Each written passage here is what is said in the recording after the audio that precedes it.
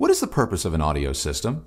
I struggle to answer this question. On the one hand, I'm always in favor of anything that makes the act of listening second nature, but I understand that a lot of us, we love gear. So what is a reviewer like me to do when presented with a product that challenges what some will say being an audiophile is really all about? Well, let's find out as we take a look at the Beolab 28 from Bang & Olufsen.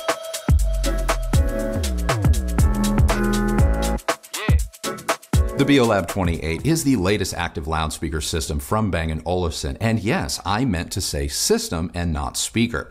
The 28 is a fully active wireless music system that just so happens to consist of 2 loudspeakers. Each loudspeaker houses 5 drivers, a 1-inch soft dome tweeter, 3 3-inch mid-range drivers, and a 6.5-inch woofer. Now the speaker's tweeter and 3 mid-range drivers are each driven by their own 100-watt Class D amplifier, with the woofer getting its own 225-watt Class D amp. All of which is good for a reported frequency response of 27 Hz to 23 kHz. But Bang & Olufsen has always been more about integrating into your lifestyle more than charts and graphs found on a spec sheet. This integration into one's lifestyle is what helps to set the 28 apart from even previous B&O designs.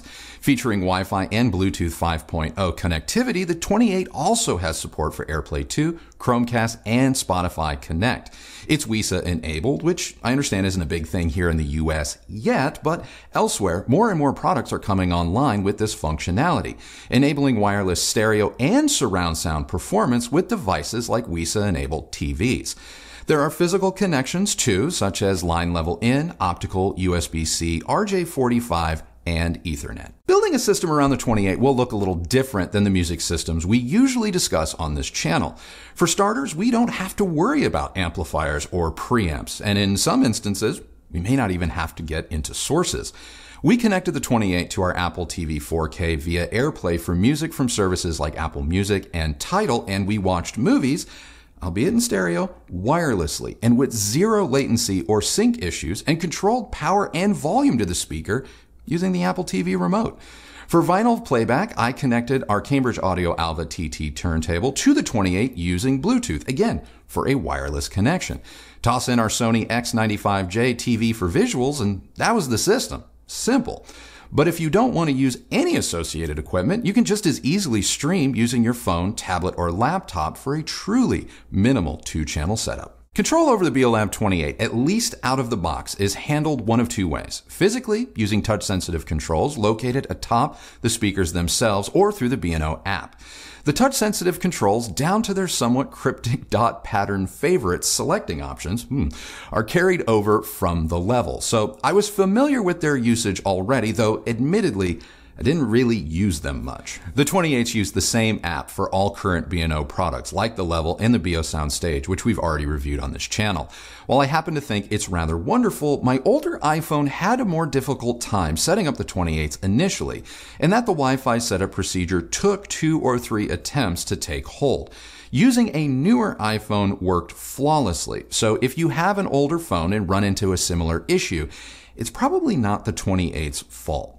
The good news is, once connected, even with my old phone, the app worked great and never lost connection. It is within the app that we need to start to discuss the speaker's sound, because unlike other powered speakers in the HiFi space, the app allows the 28 to basically sound however you want.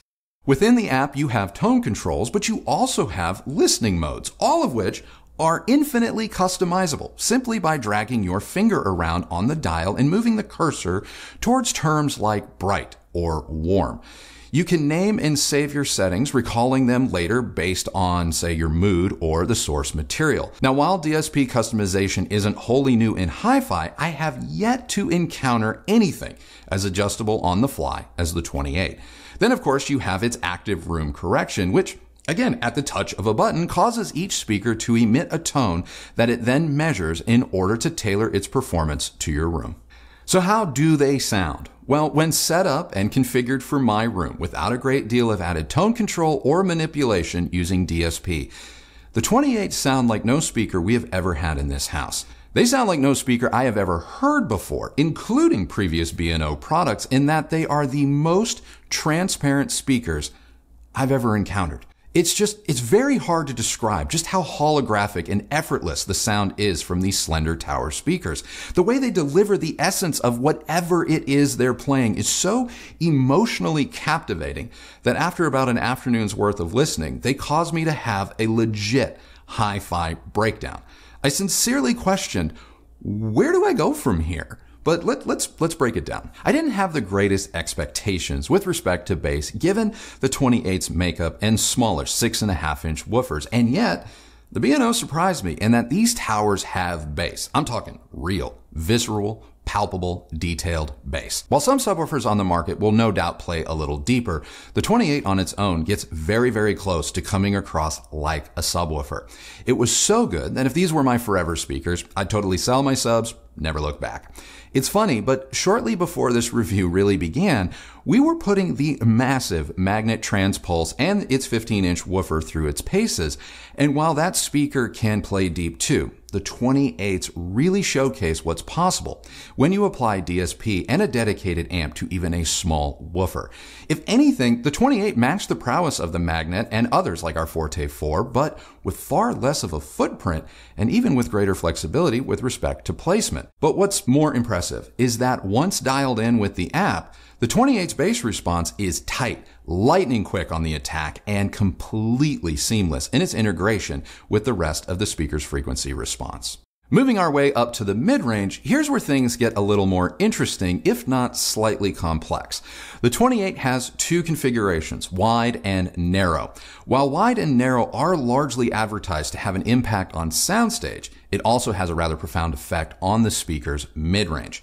In wide mode, the 28's side-mounted mid-range drivers are active, resulting in a broader, more spacious sound in terms of SOUNDSTAGE, but also in terms of its mid-range presence. The speakers sound more laid back, a little warmer in tone when in wide mode. In narrow, the side-facing drivers are disabled, giving the speaker a more direct, less ambient presence that, with respect to mid-range, results in a more direct, forward, and detailed presentation. You can switch the speaker from wide to narrow at the touch of a button using the app, or you can create sound profiles with these settings in place and then recall them at will. In wide mode, I found the 28's mid-range to be soothing, seductive, and just so effortlessly pure and clean that I did the majority of my listening this way. Nothing against narrow, it was impressive, resulting in scalpel-like detail, especially when it came to vocals and artist separation. But as a matter of personal taste, wide just feels and sounds right to me. The mid-range is so clear, so void of anything remotely objectionable that it literally sounds great with everything. We played every genre of music known to man, from the quirky indie stylings of Ginger Root, a band that is totally not my vibe, to huge orchestral works from Hans Zimmer, and nothing, I mean nothing, sounded bad. In fact, its mid-range routinely caused me to look to Christy and say, I think this is one of the best speakers I have ever heard. In terms of high frequencies, the soft dome tweeter isn't going to excite nor extend quite the same way a metal dome tweeter will, so those of you who like a little more top-end edge aren't going to find it here, even if you push the sound profile setting all the way to bright. The DSP tuning won't allow the speaker to become aggressive or too forward, which I love, and it's one of the traits that makes the 28 such a good fit for so many types of music, even poorly compressed tracks. But that isn't to suggest that the tweeter is rolled off or incapable of airy extension. It has enough detail and airiness that instruments like cymbals, flutes, or even the fine inflections in an artist's voice are rendered naturally. It just doesn't quite project, or in some cases ring, with the same shimmer you may get from a beryllium tweeter. In narrow mode, the tweeter is more forward, however. It is more detailed, but still always in check with the rest of the speaker's frequency response. Soundstage-wise, the 28 is excellent. In either its wide or narrow setting, the 28 is the most holographic loudspeaker I have ever heard. The speakers themselves don't just disappear orally. They are almost impossible to locate in space, even when staring directly at them. It's as if sound doesn't appear to ever emanate directly from them. It's spooky. So while imaging is on another level, this complete lack of sonic origin means that performances truly do just appear. I'm not suggesting that the B&Os sound live. They don't. That's what Klipsch's for. But if you want to know what it's like to feel like you've stepped inside the recording, the 28s will show you. And depending on your recording, you can quite literally get lost in the space between instruments and performers. The detail and separation within the vast soundstage is among the best I have ever experienced. Dynamically, the 28s are beyond impressive. With a handful of 3-inch drivers and a pair of lowly 6.5-inch woofers, the 28s shouldn't be able to scale the way that they do, and yet they can sound every bit as big and as explosive as much larger speakers. And I am including speakers like the La Scalas, Forte 4s, Magnet, Tecton, hell, even the Wilson Audio Max. While every speaker tackles dynamics in their own way, the fact that the 28s can play loud without strain and with such visceral impact in speed, given that all of the speakers I just mentioned, the 28s are the smallest, is very impressive. When watching movies, again in stereo, these deliver in ways few full-range speakers manage. Hell, the 28s deliver better than some 5.1 setups. But the 28 isn't without its faults, and surprisingly, my biggest issues with the 28 lay at its design. First off, this speaker is way better looking in person. I love the look of the speaker. I do. But construction-wise, I feel B&O made some rather questionable choices. For starters, this speaker requires quite a bit of assembly, which I have to imagine is likely going to be handled by a dealer, but if you ever have to do it yourself, it is a multi-step process that isn't exactly intuitive. Items like the wood curtains and the speaker grills, they're not magnetic, and getting them on and off is strangely difficult. Moreover, you have to remove both the grills and the curtains to gain access to the speaker's physical connections, which are inside the speaker column, making them very difficult to access. The spine cover is also not magnetic, but rather needs to be screwed in place, again, from inside the speaker. So if you want to make changes to your speaker in terms of connections, you essentially have to disassemble parts of it in order to do so. I like the top-mounted controls, but I wish the large silver ring that serves as the cap to the speaker itself, I wish that rotated for volume, kind of like B&O's own Essence remote, rather than relying on that finger drag method they're using. Lastly, when using the 28s as an AirPlay speaker, there seems to be a small issue with Apple TV's sleep setting, resulting in sound that not always comes on upon power up. Now, turning your Apple TV sleep setting to never or letting it power completely off rather than going to sleep remedies this. But if this happens to you, restarting your Apple TV fixes the communication error. Now, in terms of comparisons, there are more than a few powered loudspeakers on the market that share some of, and in some instances, even more features than what can be found on the Beolab 28. The KEF LS50 Wireless 2s are the first to come to mind. Like the 28s, the Wireless 2s are a smart powered speaker that can connect to devices like your TV or a streaming device such as, say, an Apple TV 4K and provide you with a higher end audio experience for less than what the 28s command. That said, the Wireless 2s lack the near infinite adjustability of the 28s in terms of sound quality, nor are they as full range as the Beolab speakers. Then, of course, there is the design of the product itself, which I totally understand it is subjective, but as good and as capable as the Wireless 2s are, they're no Beolab 28. Another option would be the B&W Formation Duos. You know I like this speaker a lot, and like the KEFs, the Duo is a less expensive option.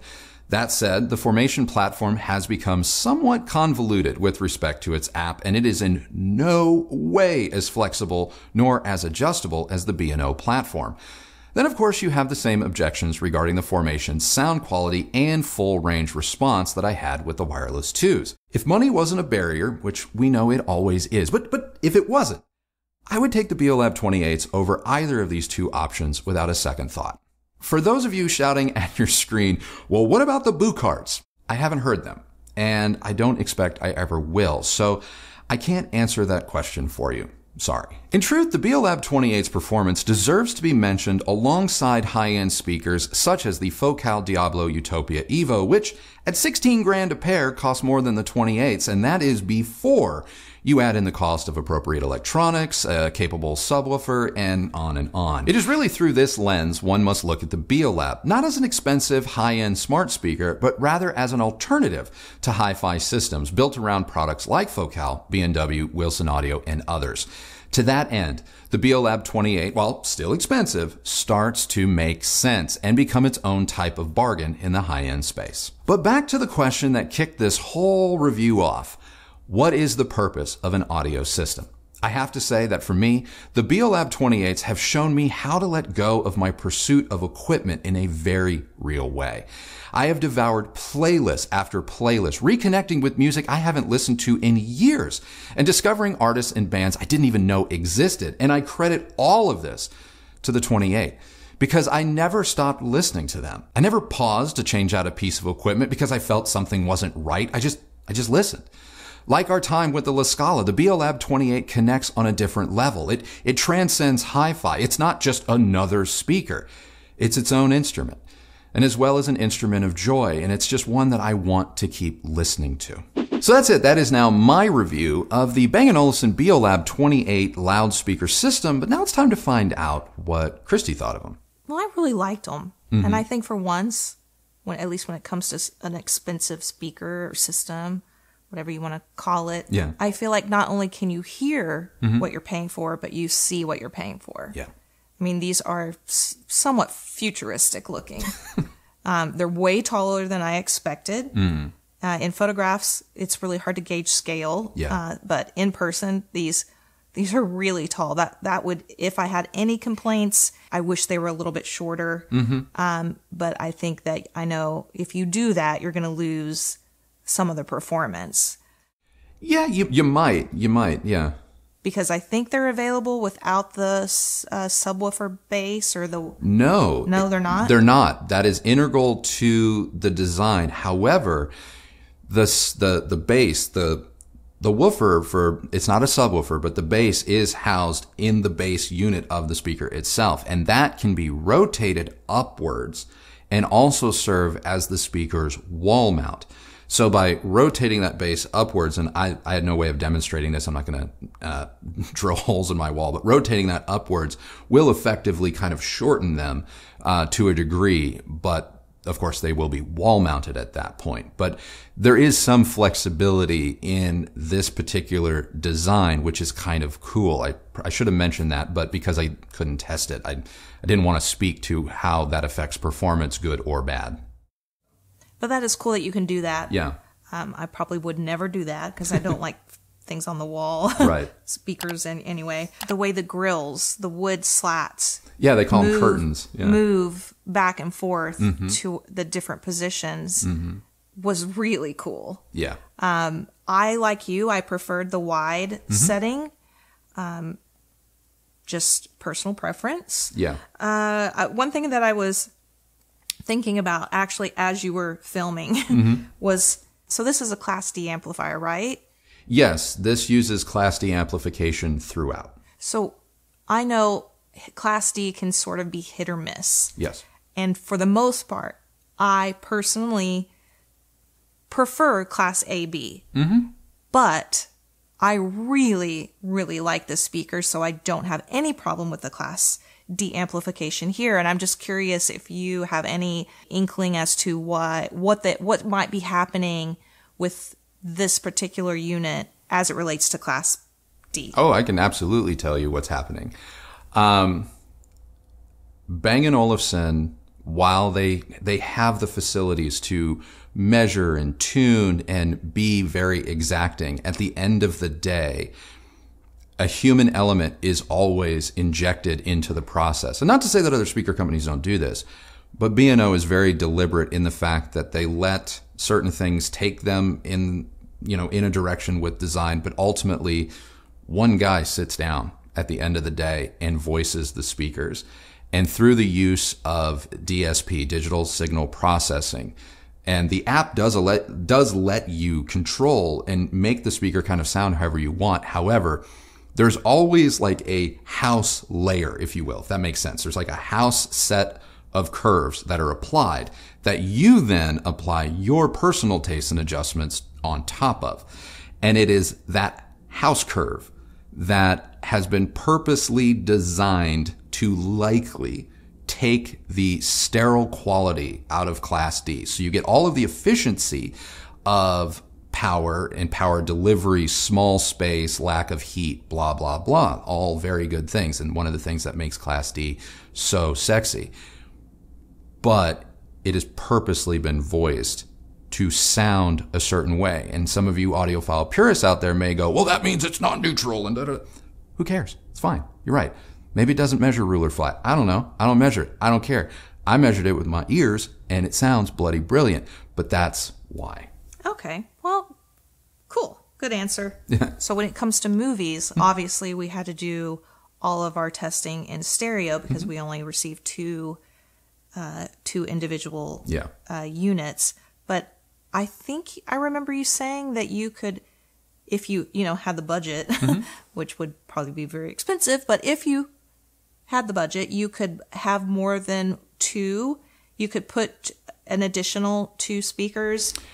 Yes. In order to listen in like a surround sound setup mode, right? Yes, there are several ways to do that within the B&O ecosystem. If you use their televisions, you can have multi-channel all completely wirelessly. And don't get on my case about, it's not really wireless, you have to plug it in. Okay, fine.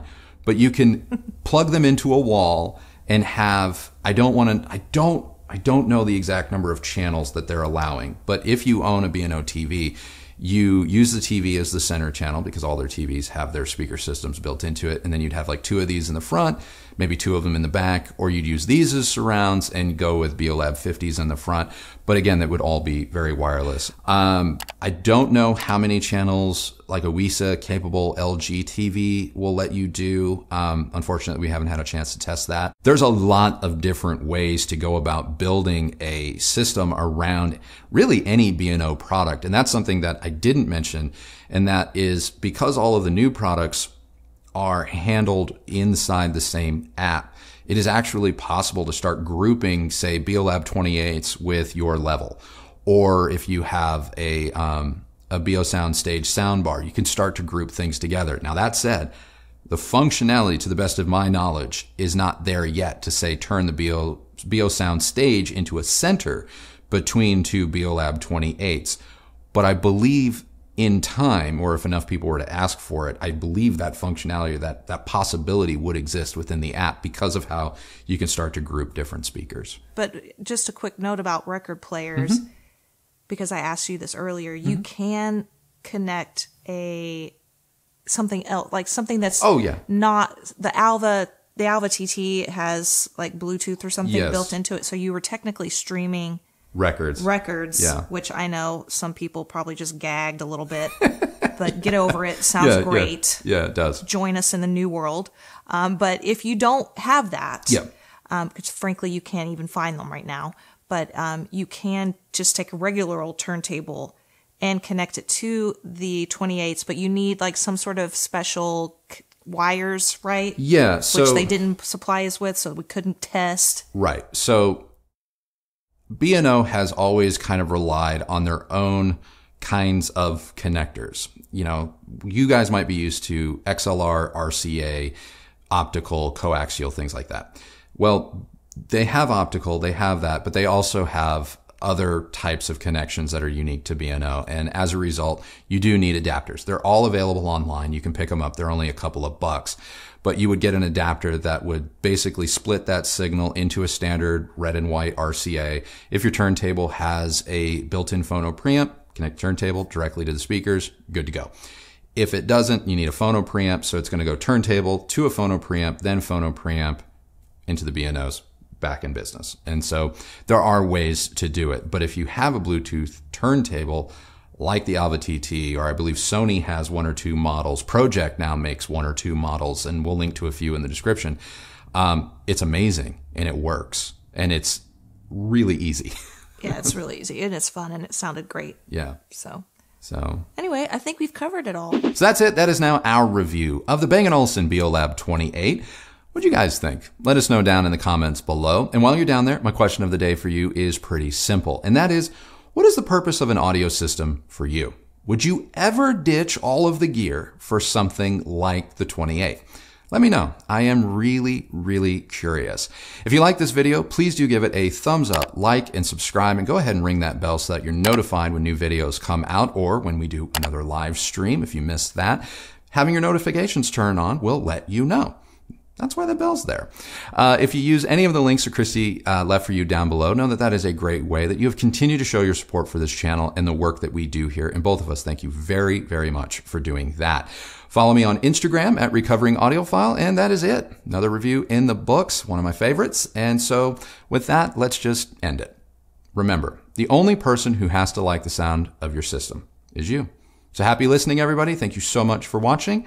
See you on the next video. Bye.